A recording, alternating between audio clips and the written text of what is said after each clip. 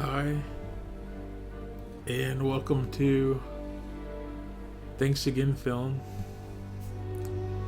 Podcast, episode 15. The Last Jedi.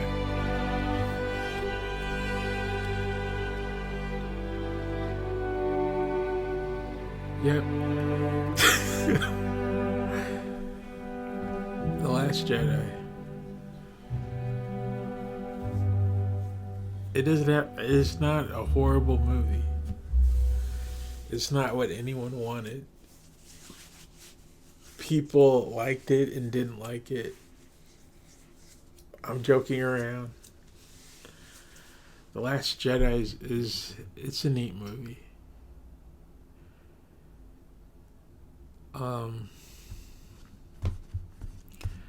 I can't get around the fact that I left the theater emotionally depressed. I actually left the theater in a depression. I went in happy and I left depressed. I was at the stoplight depressed on the way home. I remember there was a guy at the stoplight. You know how there's dividers? Sometimes there's a concrete divider, then there's more street. Then you got a sidewalk. There was a homeless vet asking for money. And I was in such a depression. I just looked at my wallet and whatever was in the armrest in the car, the handrest, and I must have given him about $20 some. That's how depressed I was. I was just here. I hope you feel better. Maybe making you feel better, make me feel better.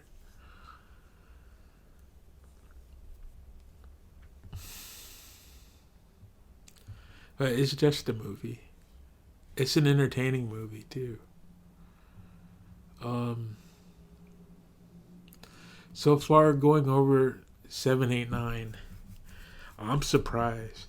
But the movie is actually about the setup of a marriage. It's not. It's a romance. They built a romance this time. It's important in life. Unless you take the hermit story.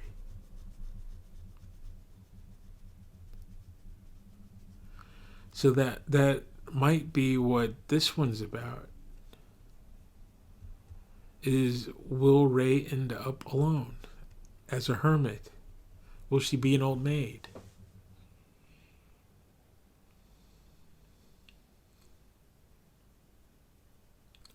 I never thought of it like that, but it's possible that Luke got sidelined because he took that route. There's no Mara Jade in this.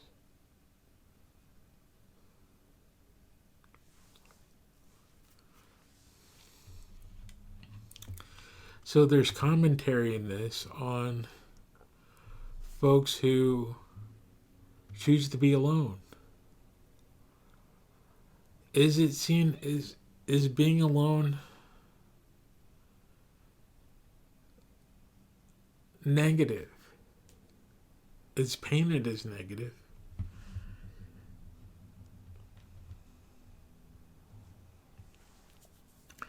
If I die alone, is it a waste? Something, my personal perspective,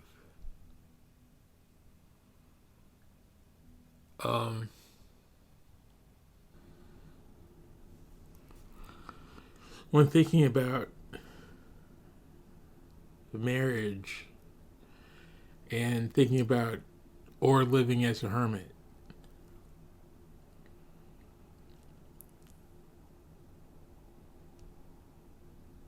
The idea that people, everyone needs to have a castle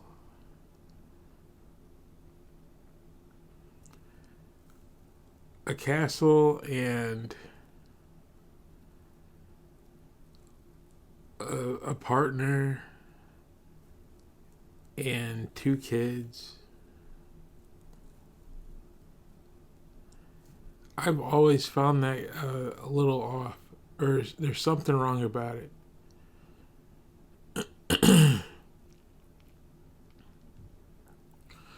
I don't know. It's not ego or arrogance. The quality of life for people has increased. But at some point it feels like everyone wants to have a castle. If you can get a castle, go get a castle.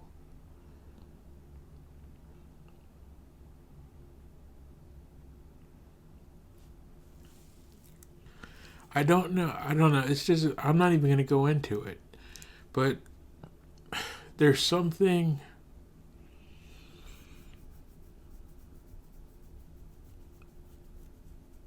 This really does. I haven't thought about this. This is going to be an interesting one. I might do a couple of these because I don't know what to think. I really don't know what to think. The is Ray worse off as a hermit? Is Luke worse off as a hermit?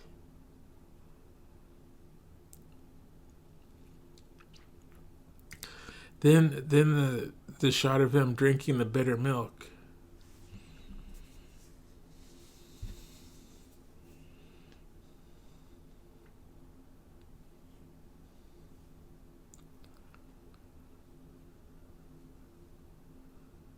Is there anything wrong with people living alone?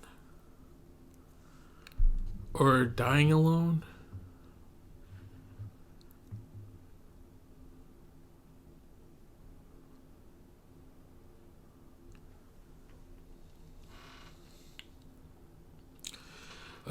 Story wise, Luke is on the island because he didn't want. If I remember correctly, Luke secluded himself so that the war wouldn't ramp up. As long as there's a Jedi, there's a Sith. So if there's no Jedi hanging out, there probably won't be a Sith hanging out.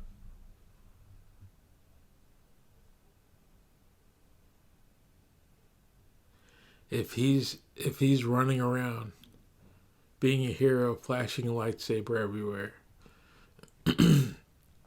it's probably not going to inspire anyone to challenge him and be negative about it.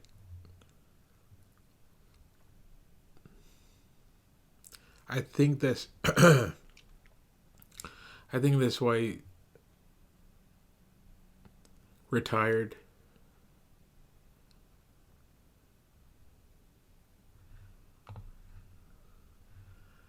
Um, I'm currently putting things together for the channel. If if you hear clicks and whatnot, um,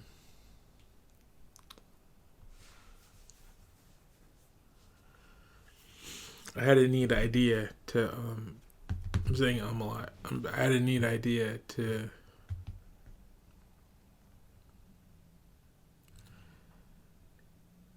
put scripts show scripts. I know it's been done on YouTube.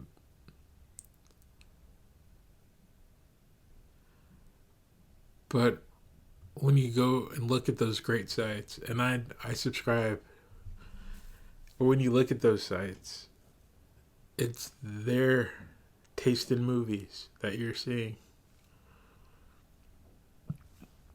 So I thought I'd try a couple, and hopefully they turn out well.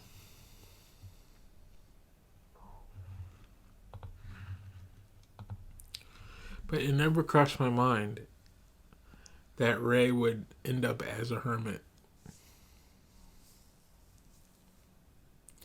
That would be part of the story. And Luke turned out as a hermit. I didn't expect that. Obi-Wan fell in love with Satine.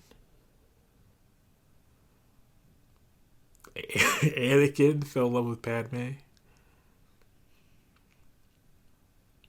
Even though they say it's not lore, visually, there's a Yoda and a Yaddle and a Grogu.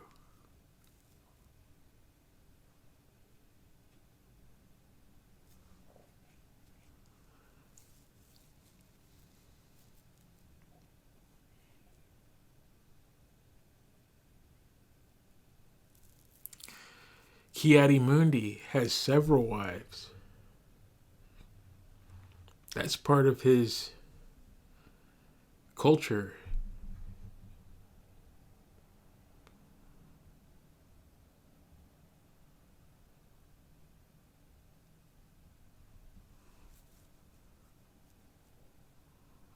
Who did Ahsoka buddy up to?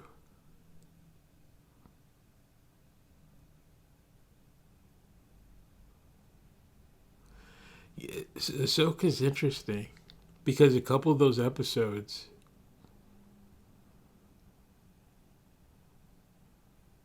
she had a boyfriend who was a separatist.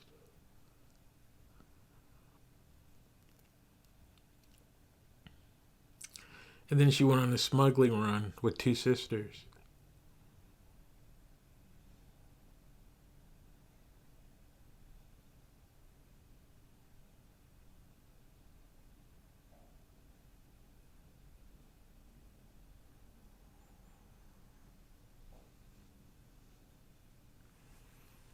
Mm-hmm.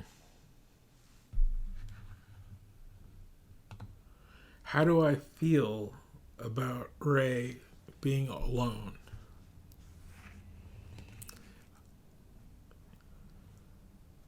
I think Rey's the main character. There's a point in the story where she says, "No, I'm not going to be alone." And she flies off into space in what looks like a casket.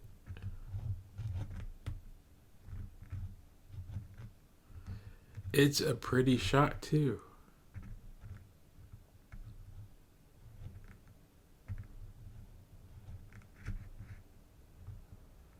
It's a pretty shot when they open the casket. Her space pod. It looks like no, either it's vampire imagery, or it's no, I want to live.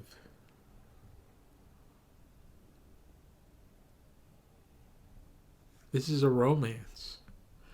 I'm trying to keep the mindset of this story is a romance.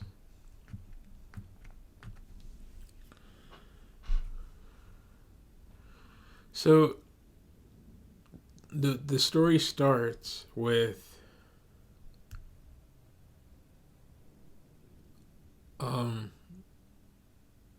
the Empire, the First Order, and they found out because the rebels, the resistance now, because the resistance ran off, all of them ran off to go attack the bad guys. the bad guys were able to track them running back home.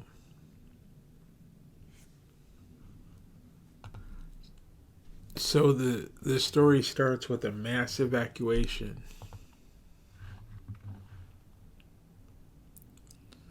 The bad guys are coming. They found us, and things are in a place where they just blew up all of government, and they're about to try and attack, and they're outnumbered.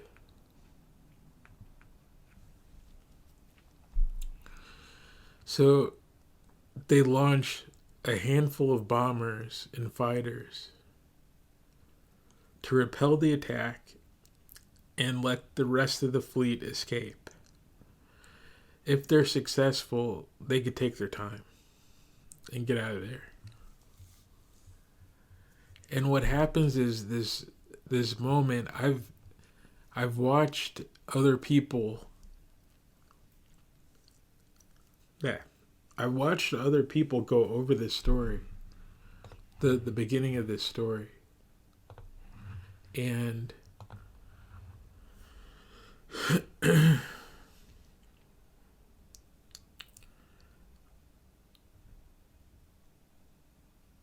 I hit the pause button. I had to take I had to step away for a moment. What I was saying was,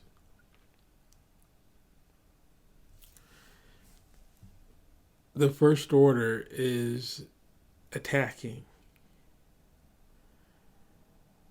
and the Resistance is holding them off so they can escape.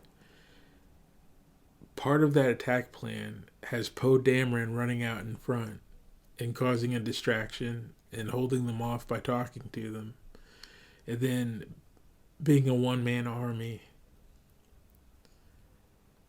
And I think Poe is a Jedi. I think they're building it for him to be a Jedi. So all the fanciness, all the fancy flying is, I look at it and I'm happy about it.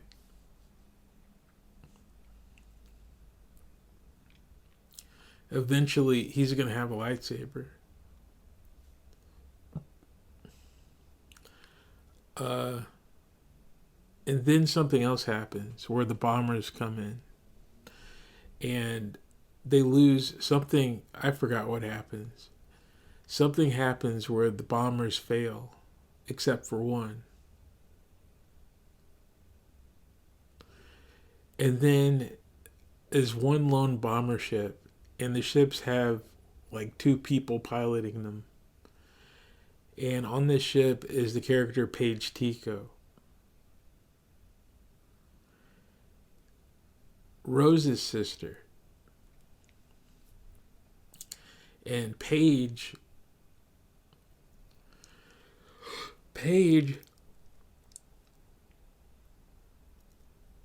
doesn't make it.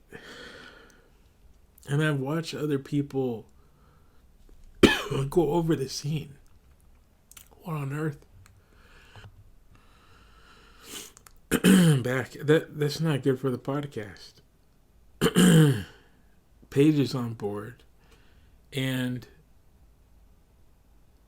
I've seen other people go over this. And the tone that people have had watching this movie is that it's entertaining. They laugh at the jokes and they see someone in peril. And in this scene, it's almost like when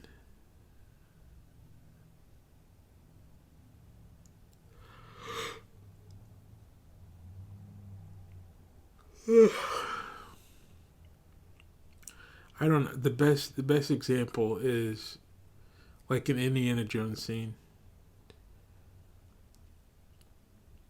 Like he almost dropped his hat. That sort of thing. And it's how humorous, and then it's off to the next bit of adventure. But when I was watching it, I actually cried in the theater. I actually cried in the movie theater for Paige Tico. I don't know, something about the filmmaking. He knew exactly what my buttons were, and they got pressed.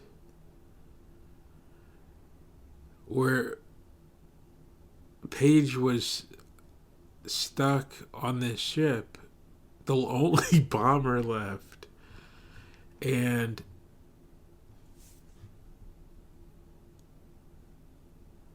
the pilot gets shot or something. They're all rattled, and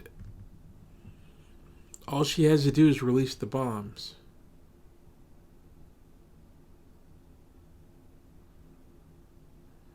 And the control for the bombs falls to the bottom of the ship.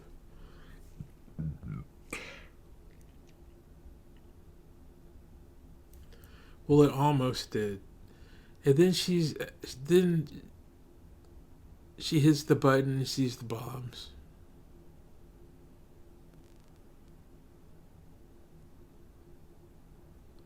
And you just watch someone get destroyed. And I sat there, and I know people have said part of what's interesting about that is you never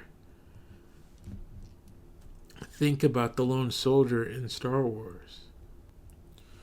The stormtroopers, they get shot and they just fall to the side. The rebels, they get shot.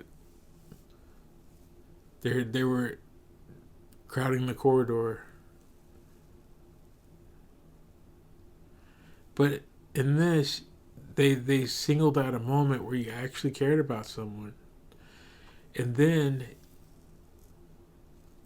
they drive that home because this someone has a sister that cares about him. And she's one of the main characters in the story.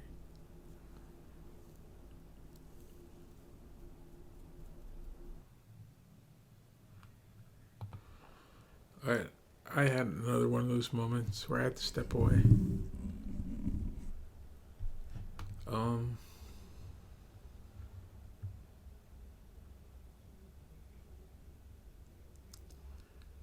yeah, I actually cried in the theater.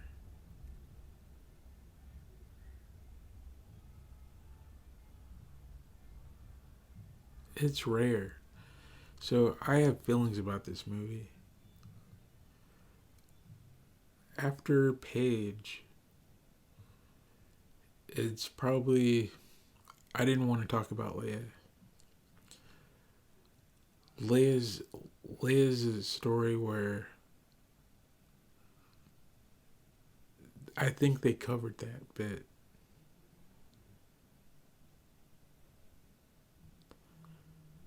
Um, as far as I'm concerned, Leia is upset that her son fell apart.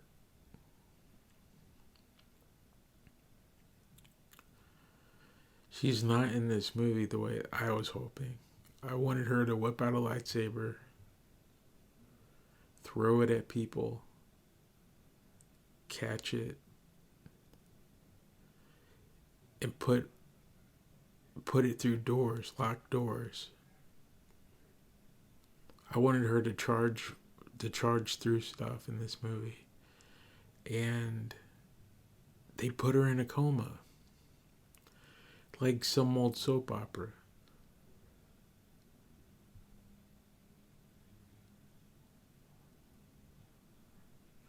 All the old cast, they did their best to push them to the side, and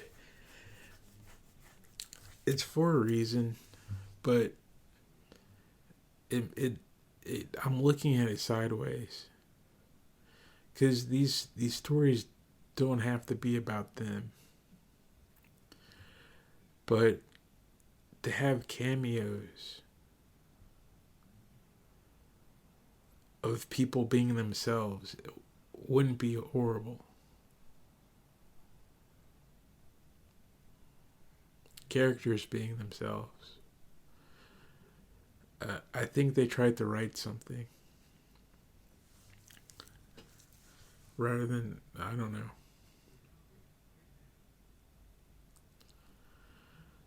Uh,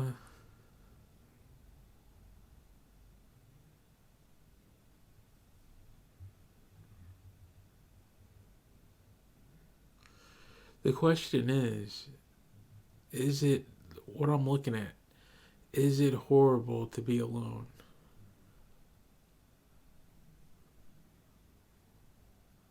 Because Luke picked hermit. Is it horrible to be alone?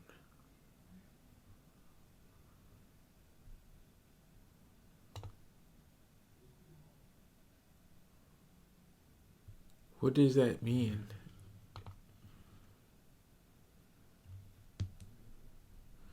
So there's a tribe in a wildebeest hunt where the wildebeest is picking people off. You can't you can't have hunter gatherers heading out to the edge of the forest and dying.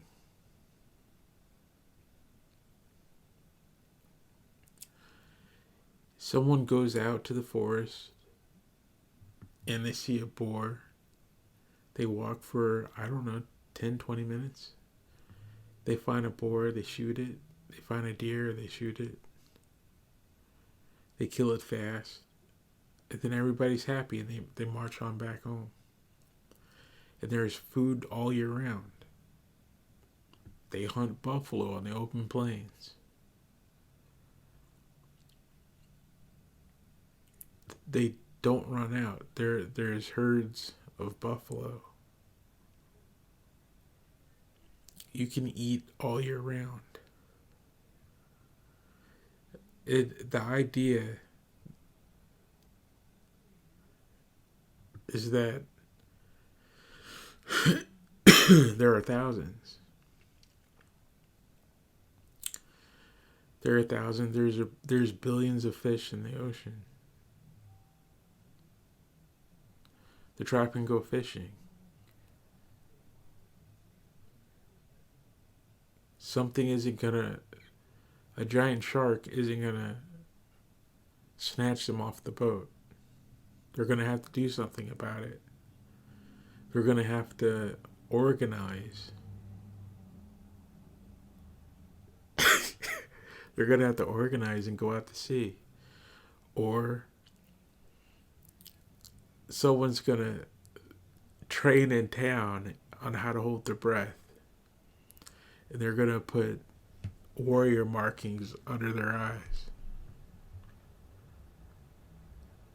And they're gonna learn how to swing the spear so that it moves in any direction that they want it to at any time. And they're gonna get buff. And they're gonna scream on top of a hill, and then they're gonna run to the ocean on a surfboard and dive in and wait for that thing.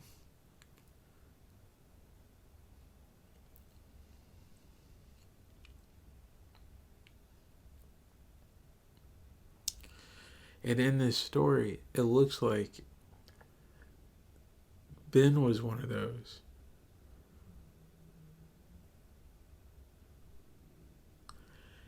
And it looks like Ray is inspired by that somehow.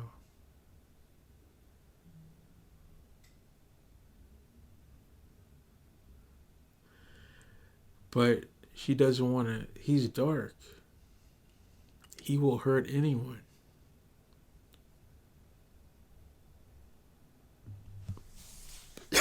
So she goes to the village and she sees that she's got like an Uncle Luke. And she's like, "You used to do that, didn't you?"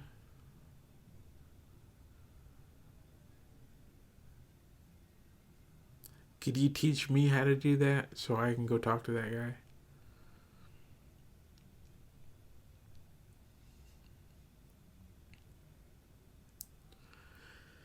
And then there's Finn.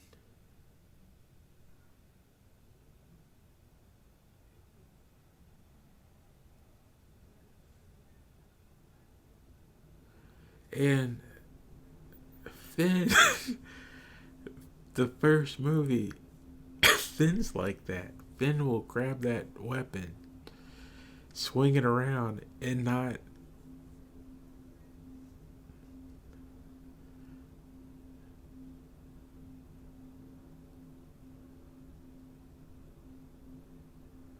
have any chance against the wildebeest.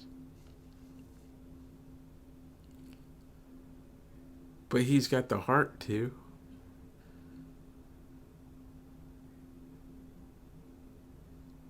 He's not trained, and he can't ask anyone.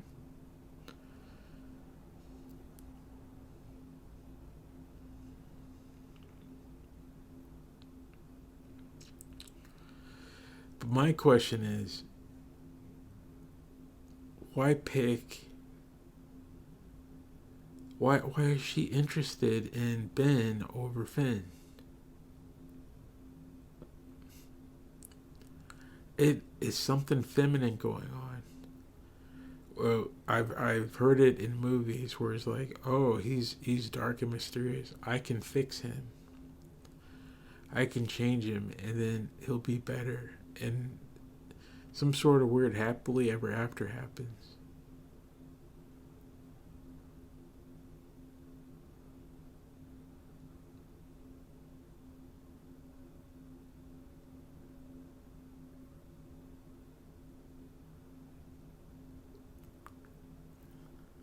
Some sort of happily ever after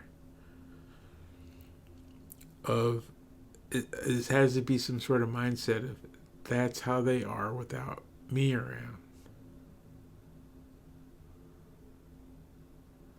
This is they probably women probably think it's their fault.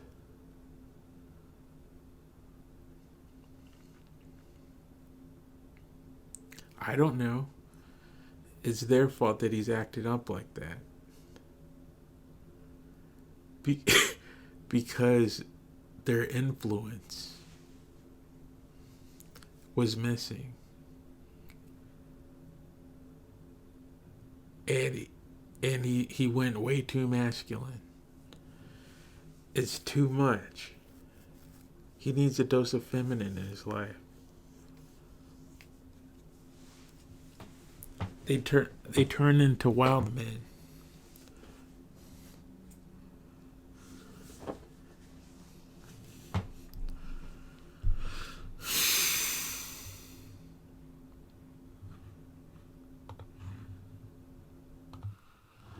I don't know where I'm going with this,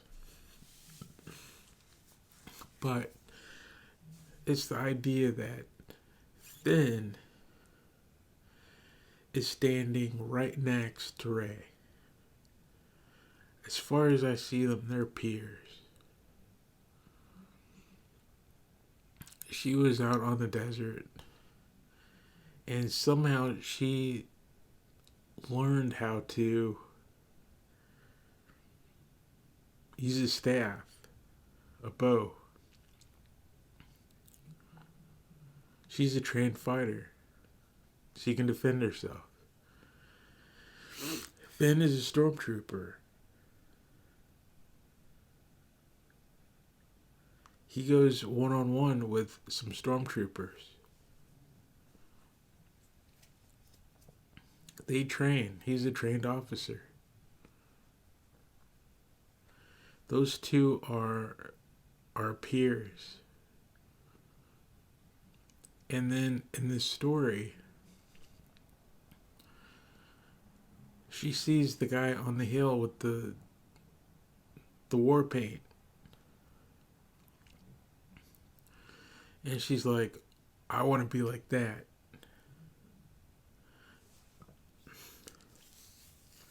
And Finn is standing right next to her, and he starts swinging his sword around, and he's saying, I can be like that. Do you like guys like that? I could be like that.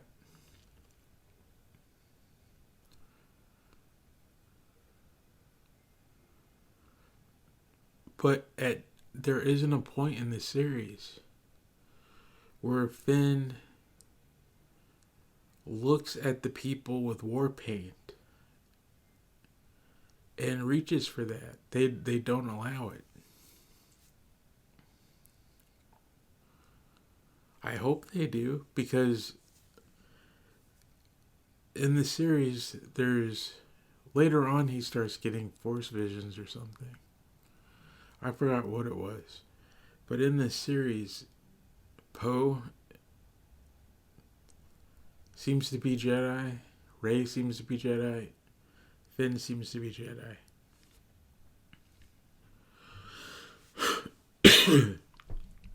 What's interesting is, I was just thinking, The Force Awakens. Finn isn't. He's not interested in war. He gets shell shocked in his very first scene.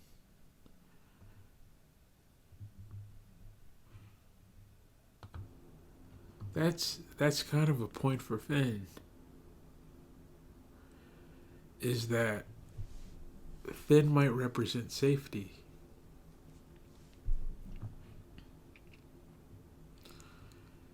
Finn runs away from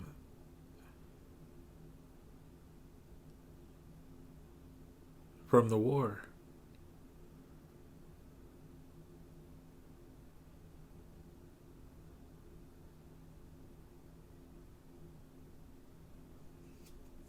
Um,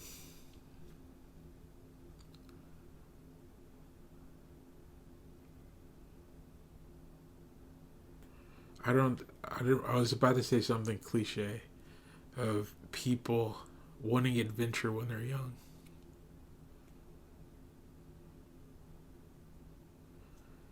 And then they grow out of it. And those two in the movie, I think they're around 19. So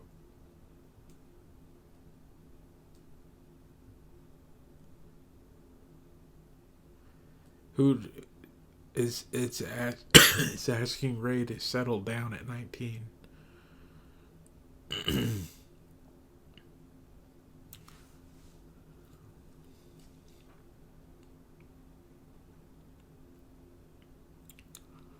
But there's a great wildebeest. So within the story of the great wildebeest, there's a hunting party. And Finn steps out, and someone from the village dies. In Finn's clan, in his tribe, someone mean, they have a meaner tribe, and they stepped out to go fight the wildebeest. Someone died. He's from the same tribe as the guy with the war paint. She's not.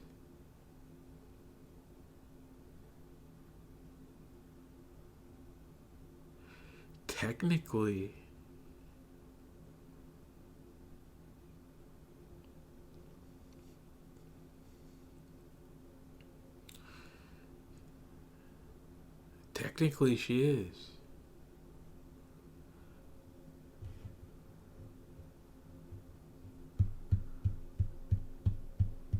You could argue that Rey's a Disney princess.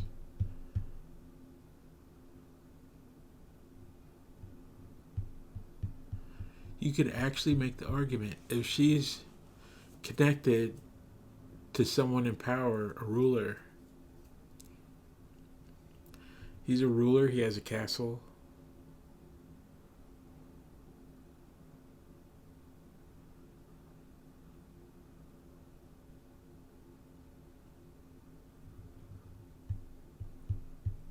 You could argue that she is a Disney princess.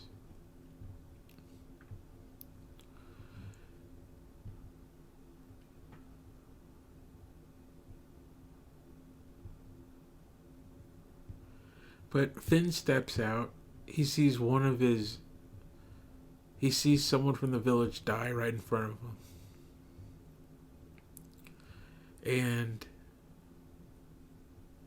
that's it. he says, "No, there are other things. I could do other things." From a storytelling standpoint, um, the idea of ritual pain,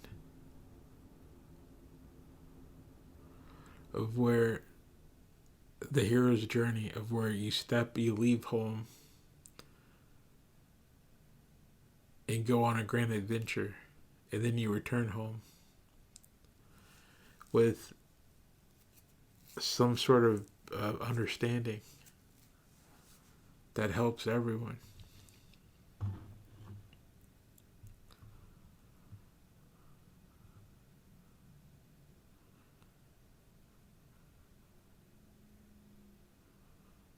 Um, it looks like Finn steps out,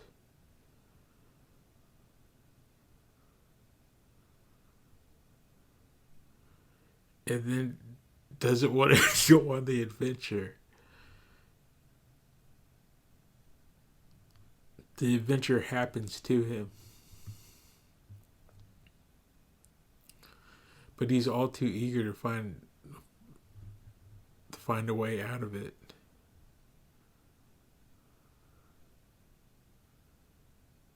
He's looking. He's his priorities. Finn's priorities are where's Ray, and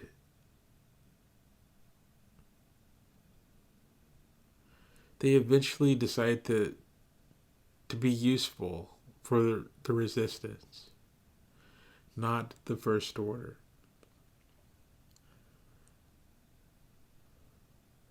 So he didn't pick Hermit. He's still on the wildebeest hunt. But I guess the way that they do things, that he wasn't interested in it. He wasn't interested in running up on the hill and screaming or attacking neighboring villages. Finn is wildebeest only.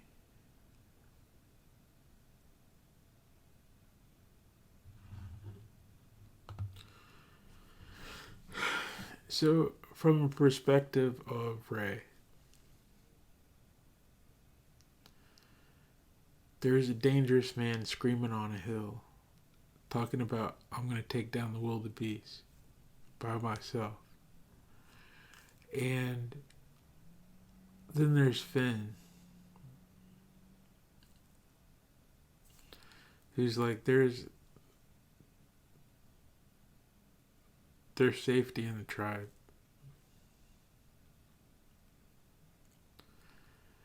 They've been trying to get that other tribe to knock it off for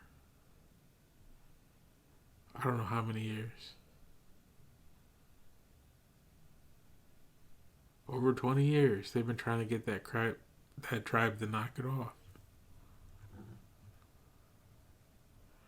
And Ray's looking at that, but he screams pretty good. And he knows how to fight. I might go hang out with him. He might want to join our tribe.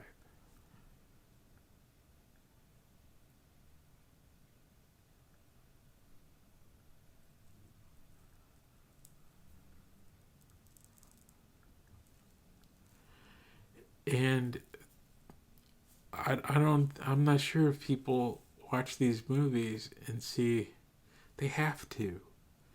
They have to see that Finn is an option.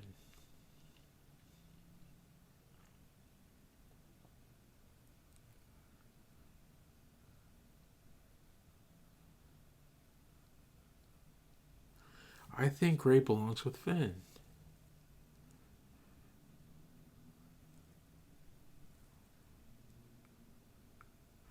That friendship in The Force Awakens.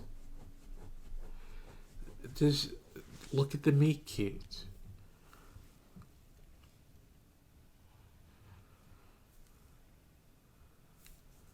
I can't get over the fact that when Finn and Ray meet, she runs for him. But when Ben and Ray meet,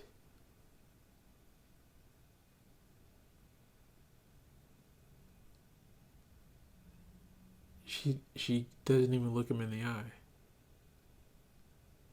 She runs for her life. It's the complete opposite. She runs for her life.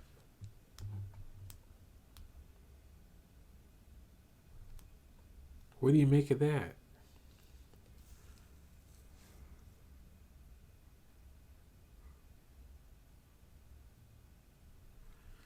Typically, in romance,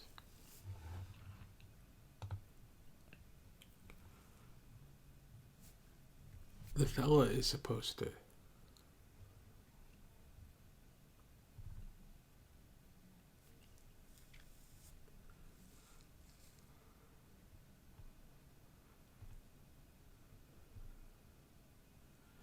unless it's a form of love at first sight.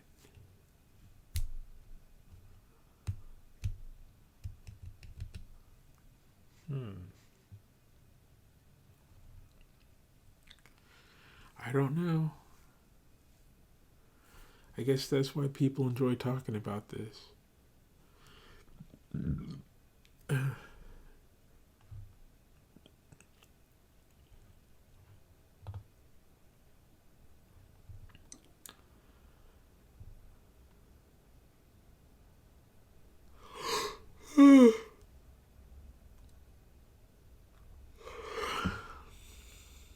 He's dangerous. Oh, standing on the hill, screaming with war paint. Talking about his ancestors.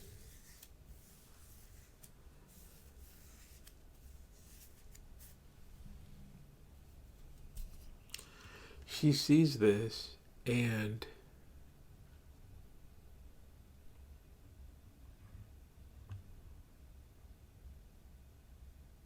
says, I can fix that.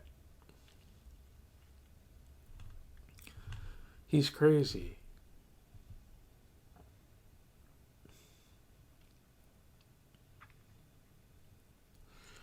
It happens in this movie. I'm going to skip ahead because it happens later.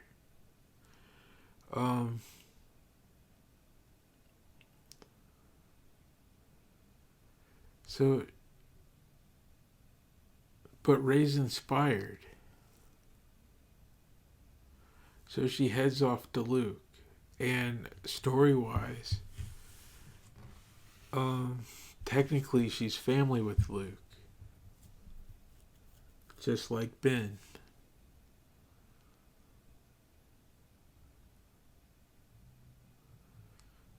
So that's one more point for Finn.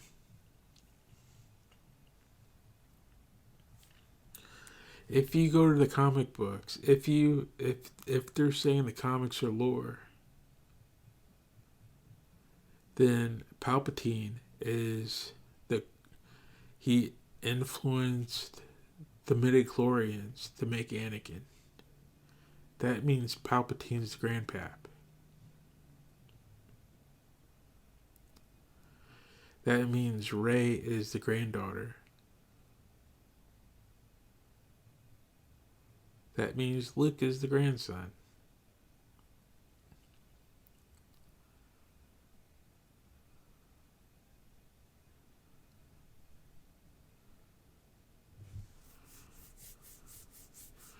I'm not smart enough to figure it out. Either that means cousins or step. They're step.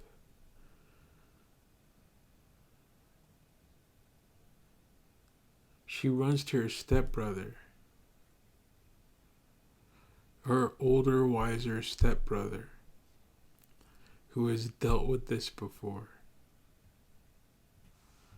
And she says, please help me figure out how to swing the sword.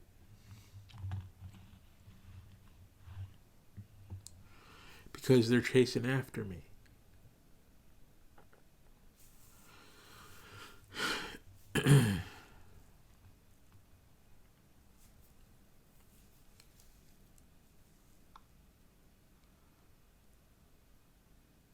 And Luke is like, no kidding. That's why I'm on the island. I hope they don't find me. I hope they.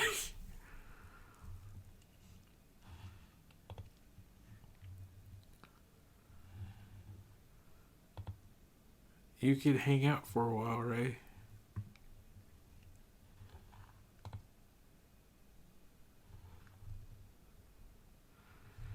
Let me show you the ways of being on the island.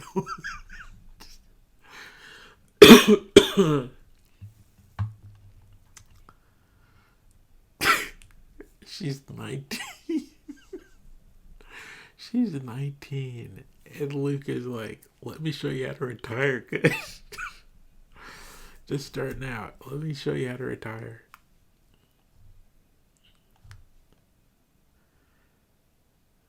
I guess Ryan Johnson has a sense of humor. Or JJ.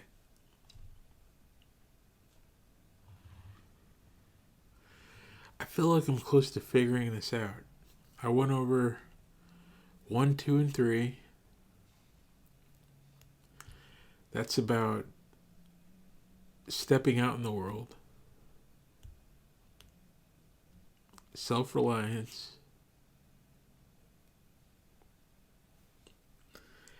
how to behave,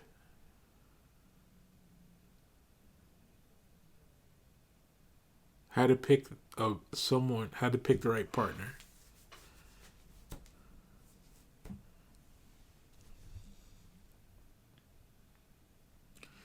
And then how to be a trustworthy person so that you're of value to someone else.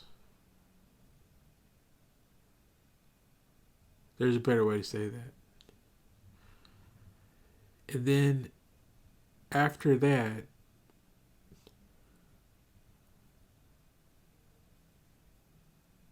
it jumps into 4, 5, 6, which is how can I be of use to the community?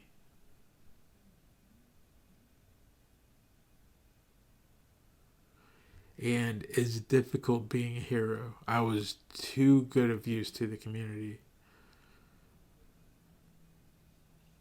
I did a little too well.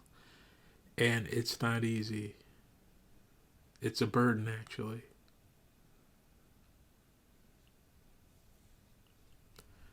And after that,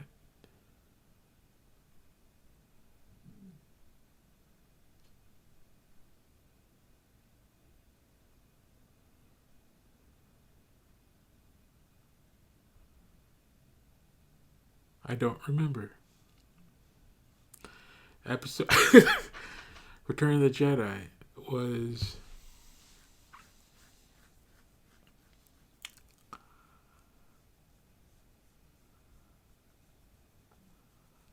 yesterday. I'd have to sit and think.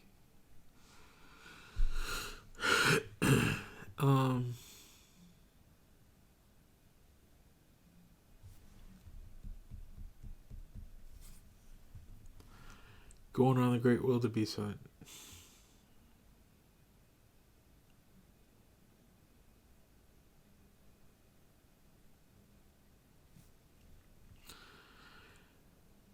This one is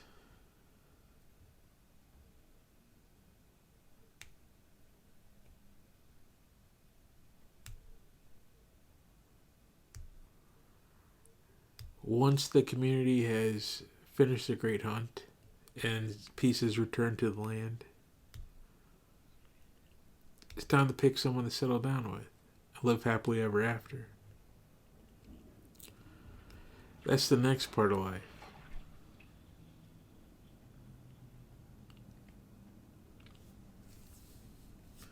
You grow up, you see where you can fit in the world, and then you find someone and settle down.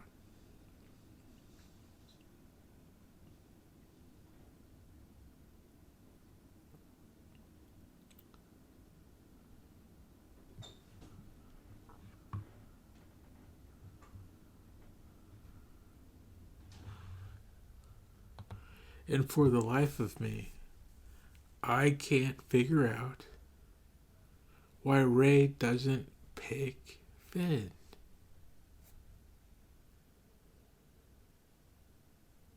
That is her best friend.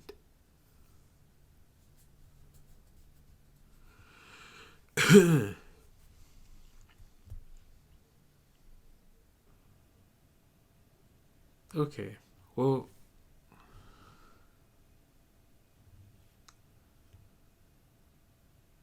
what happens next in the story? It's, does Rey settle down at 19?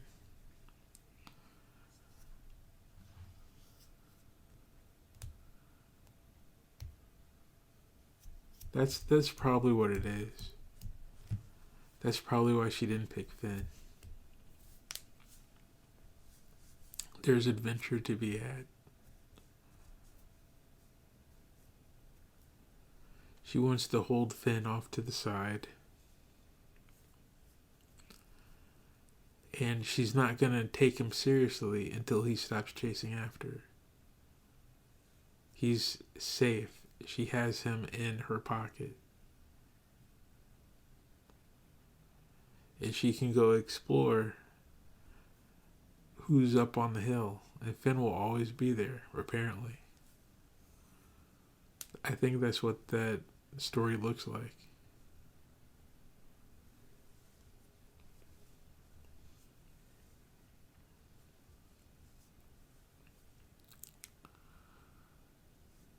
Um, so Finn wakes up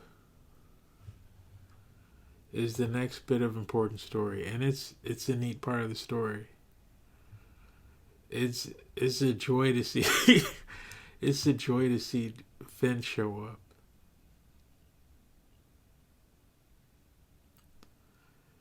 He jumps up after being struck down by a lightsaber, and he's out of the bacta tank.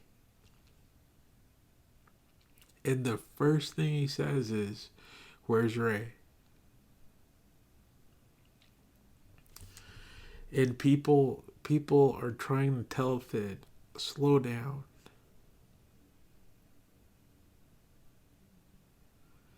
Slow down.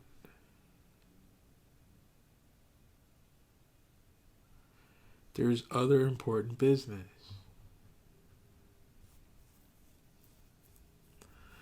It might be some kind of life lesson to not charge into being connected, that there's work to do. Because that's exactly what happens. They give Finn work to do. He's off on a spy mission. And he's connected with someone who the audience should care about.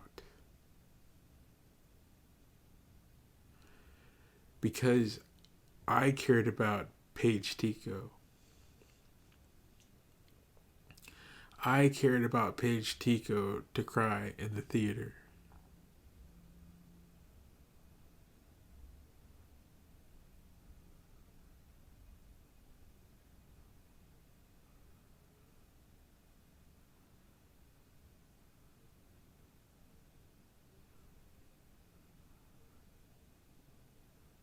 There's something about it.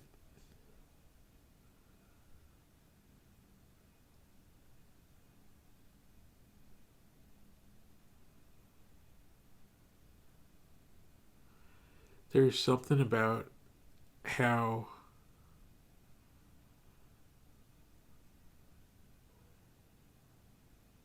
I don't have a clue what it is.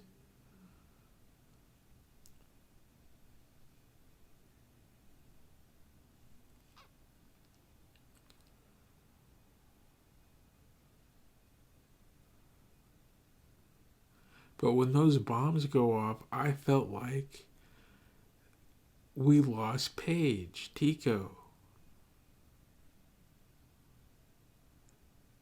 I didn't feel. I don't cry during Star Wars. Star Wars is fun. Qui-Gon gets a lightsaber, and it's like, oh no, it feels like theater. It feels like high theater, like someone's up on stage. It feels like they have, someone has the wooden stick lightsaber, and then they push it through their armpit, and it goes out the other side, and the crowd laughs, and then the guy pretends to die, and a bunch of ribbons that look like paper mache go flying out.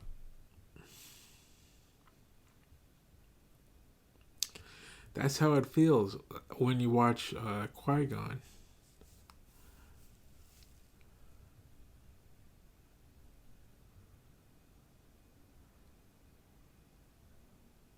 Obi-Wan screams, "No!"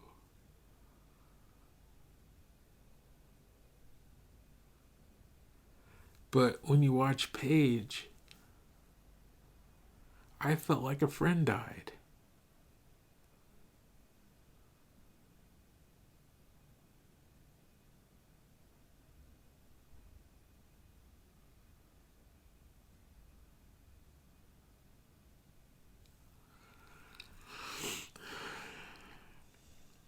Then there's Rose. Finn goes to hang out with Rose.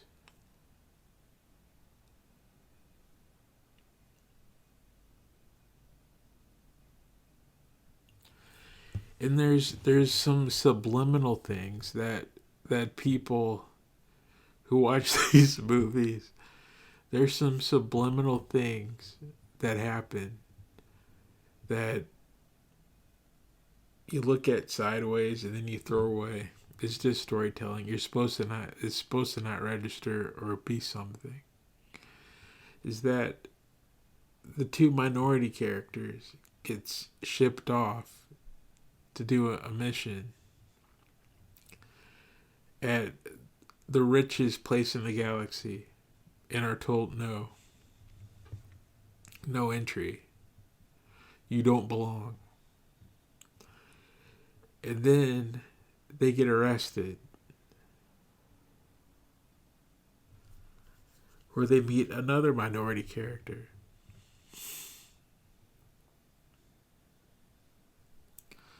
I'm zipping through this part because I don't understand. I don't find it, and I don't see it as something important. It's adventure. They almost hopped on a soapbox.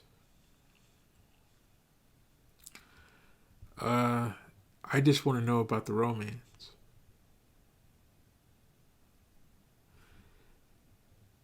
Now, if I look at it, this could be Finn seeing someone else on a hill.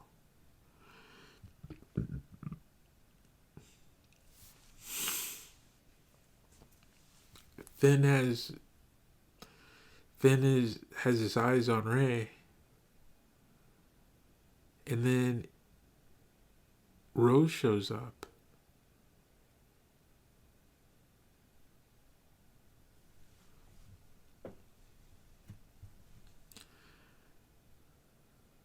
And they get along great.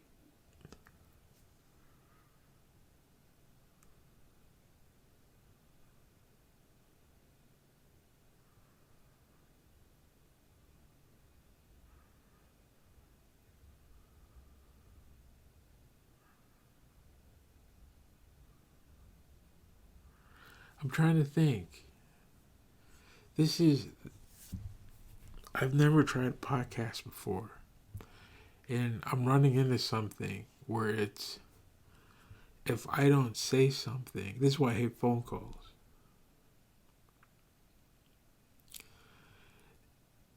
If I don't say something, there's a dead air. And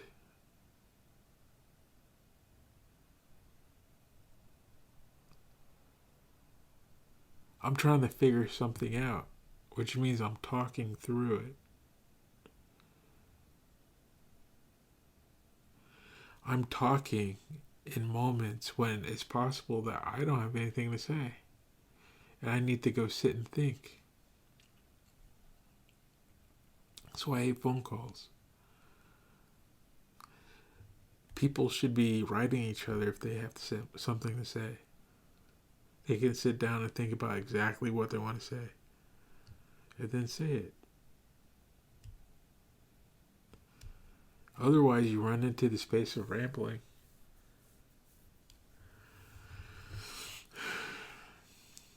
But Star Wars is different.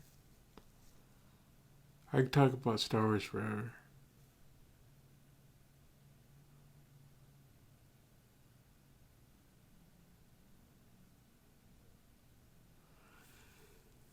The question is Rose a better match for Finn than Rey?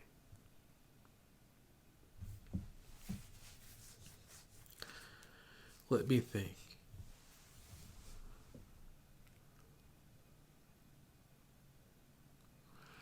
The answer is no.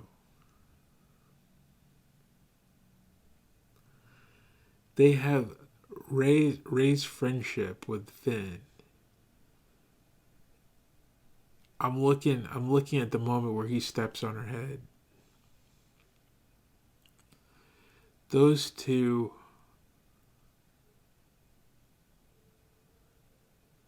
are peas in a pod. It's like the same person hanging out.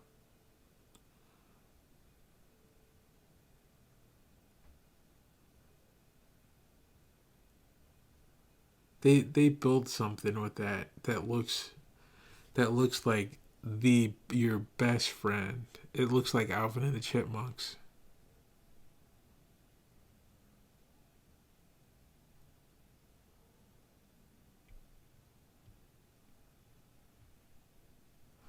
Now that's something to think about. In terms of Alvin and the Chipmunks,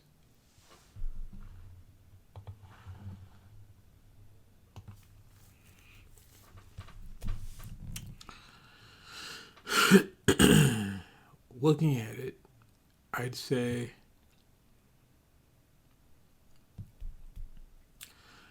Rey might be a Simon.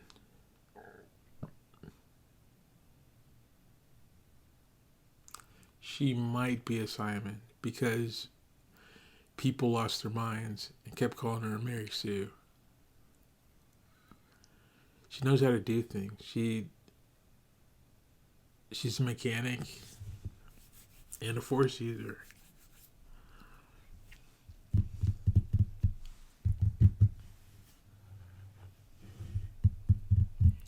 At the same time, she looked pretty cozy.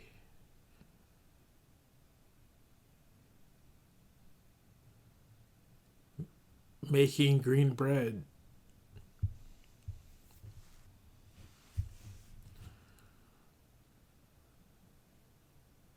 Finn, on the other hand, what's going on, Finn?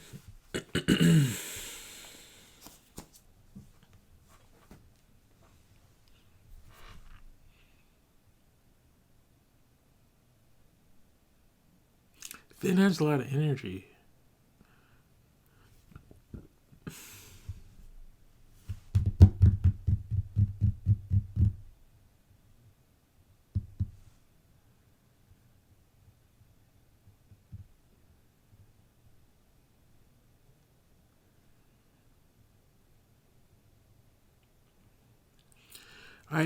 Theodore knows how to cook. I'd say raise a Theodore.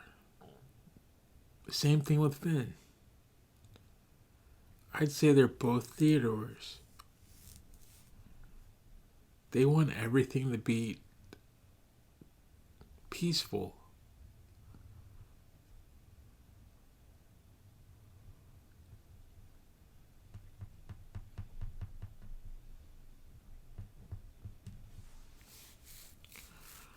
Ben, Kylo Ren, uh, the helmet says Alvin. He wants to be at the head of the table, talking over a war room, or stand out in front of a bunch of troopers. That's pure Alvin.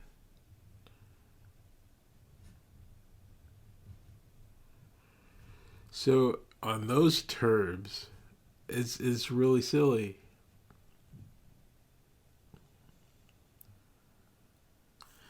Next part of the story,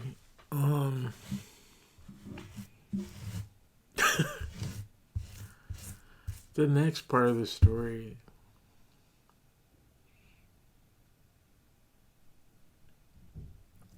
I'd say it jumps to Ray.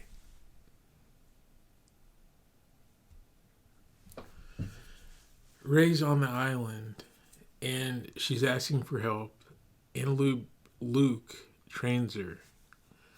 You know what's really interesting is that they cut a lot of good stuff from the movie. They cut a lot of good stuff. There's a sequence that's in the trailer of Rey running full speed on the beach. You can see the ocean behind her. And it's her running to save some people in a little village. And they put it on the Blu-ray extras. So if you check it out, you can see some of it. I would have left it in the film.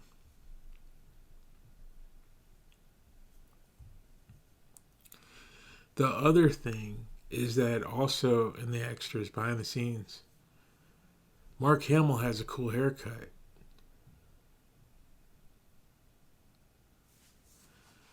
Luke has this drifter hair that's hanging on the side of his head. But Mark Hamill, the person, showed up on set. He lost weight, hit the gym, and he shaved he got a haircut. He's like, okay, I'm all cleaned up, ready to work. And it was buzzed on the sides almost. And it looked like a sharp, focused Luke Skywalker.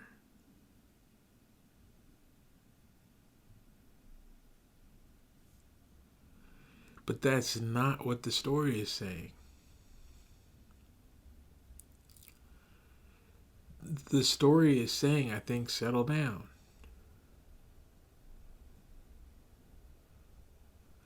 I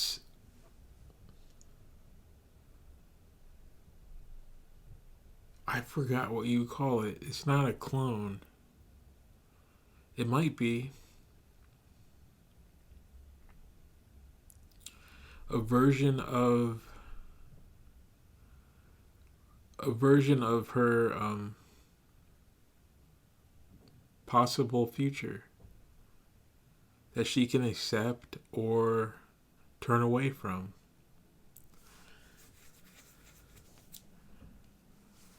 And she, after a bit of training, she decides to reject it. She hears from Ben, and he has an offer. And she leaves Luke to go hear it. And they put this imagery in the story of her escape pod, or I forgot how she gets in outer space.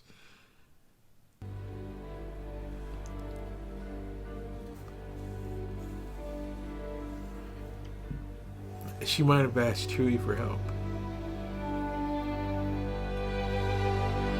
Speaking of that, this version of Rey is the only Star Wars action